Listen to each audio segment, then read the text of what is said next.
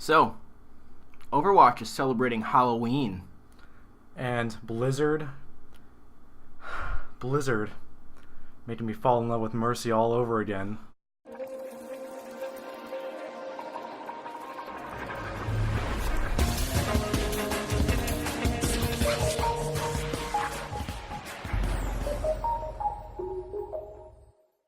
Hello and welcome to another episode of Pixel Talk. My name is Jake, And I'm Loot. and today we're here to talk to you about Overwatch again. So if you guys remember, we had a conversation with you about Overwatch a little while ago about our general experiences. It was like, like a post-mortem kind of thing 3 months later. Yeah, a little bit. Yeah. And since then, there's been a lot of talk in Overwatch, mainly about two things: the Halloween update, which just came out, And Sombra. and Sombra, the character who's been the subject of quite a bit of discussion lately. Yeah. So we'll get to both topics, but I think for now, since it's out, we're gonna talk to you about the Halloween update that just came out. So the Halloween update, first of all, a lot of characters have new skins, like new special Halloween skins. They look really cool, especially Anna's and especially Mercy's. Mercy in Halloween. So it's really cool. I haven't gotten any Halloween skins yet, but I am determined to get that Witch Mercy skin because I would totally use that outside of Halloween. Yes, you will. And it's a lot of money. Not real money. It could be a lot of real money, but it's a lot of in-game money. It's Yeah, like that's something I actually wanted to bring up because they've gotten a bit of flack during the Summer Games event because you couldn't actually use your gold to purchase skins. So you can only get it via the Summer Games boxes. So you had to either level up or buy loot boxes. So to some people, they like to hoard money, Yeah. so they can just get the skins they want. You couldn't do that with the Summer Games event, Yeah. and you couldn't save up your loot boxes to But get that one skin you wanted. can do it for the Halloween event. Difference being, normally super rare skins are only 1,000 gold. Now they're 3,000. And to put that into perspective, I'm like level 35 or 30 something, 32, and I've just almost about to reach 1,000 gold, and I have barely spent anything. Because you're saving up for that Genji skin. Yeah, I'm saving up for the Genji skin. So I'm hoping I get Halloween skin in the just random loot boxes because I don't want to spend 3,000 on it. I understand that's worth 3 skins. You Yeah, could buy I know. 3 Genji skins with that. I could.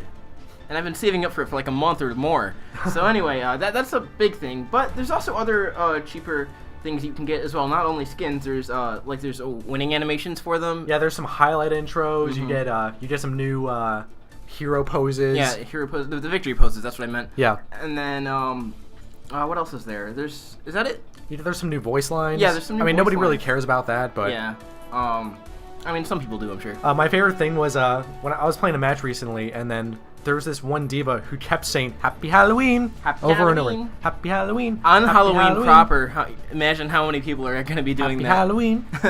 So that's pretty cool. They also They also updated certain maps to be more Halloween-esque, like like Hollywood. It's all dressed up. It's at night. It's got some like classic B-movie horror That's things cool. going on. But another big thing I wanted to bring up is the fact that they added that almost a sort of PvE mode. Yeah, they added Dr. Junkenstein's Revenge, which is it's kind of a classic FPS multiplayer shooter horde mode. Except you can only play as 4 people total. Yeah, you can play as Ana, you can play as McCree, you can play as Hanzo, and you can play as Soldier 76. Yeah. And the way it works is you're trying to defend this gate, and there are hordes of enemies coming, with the occasional Junkrat or Roadhog or Right. Because they're the ones like leading the attack. it's a fun. It's nothing deep. It's just a fun little distraction. It's fun, but, and it's I think it has a lot of potential. yeah, and it really got me thinking of the possibility of PvE in Overwatch. It would be so cool. It would be so cool. Like my mind got racing with like MMO style rage, kind of Yeah. like Destiny does, where you have to pick you have certain roles to fill, and you have to make your way through exclusive dungeons to fight a boss at the end. Yeah, although if they did do that, I hope they don't consistently restrict 4 characters.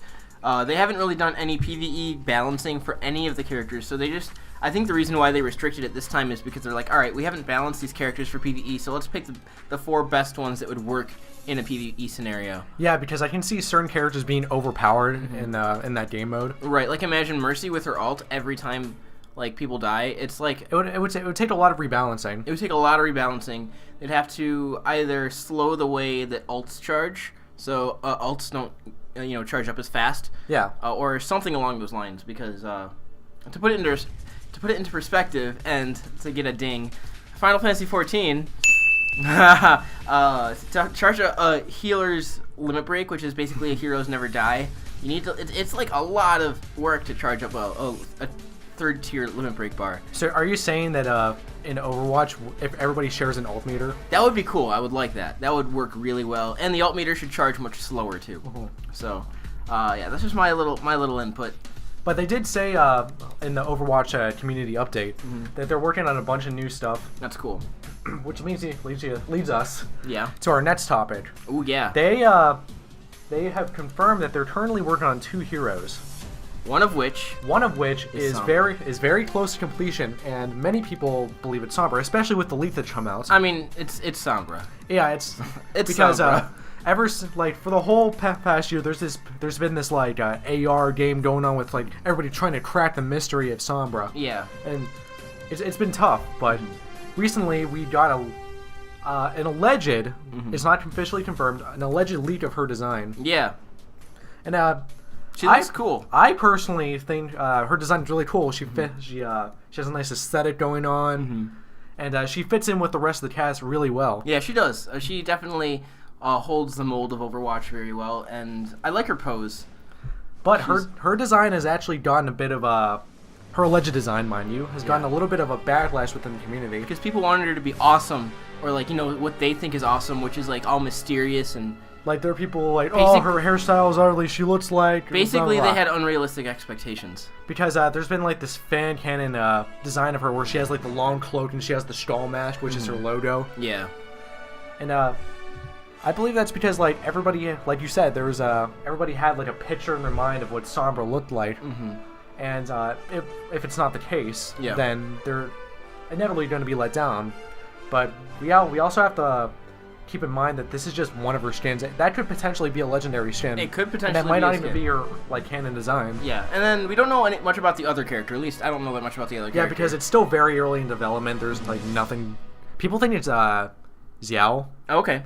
Who's like one of the core members of like the founders of Overwatch. Yeah. But that's just fan speculation. There's nothing to really go on. Nothing really confirmed yet. But it'll be interesting to see how it turns out. Yeah, I also wanted to talk about maybe like our thoughts on like where Sombra fits as far as gameplay goes. I say support.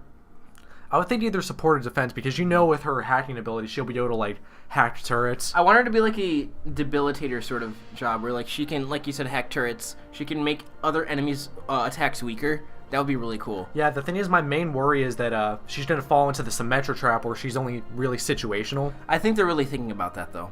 Because that's actually what they're going to try to do with Symmetra, is try to get her out of that like situational kind of thing, even if it means taking her out of the support class. Yeah, that's true. So, yeah, I'm pretty excited for when Sombra comes out. Yeah. It's going to be fun. So, what do you think of the Halloween event? If you like it, you should tell us. If you don't like it, you should also tell us. And what do you think of Sombra's design? It's definitely generated a lot of conversation. I personally think it's pretty cool. She's in like the Astrologian pose. Yeah, so. she doesn't look like a Reaper player. Yeah, she doesn't at all, which is awesome. I kind of like that.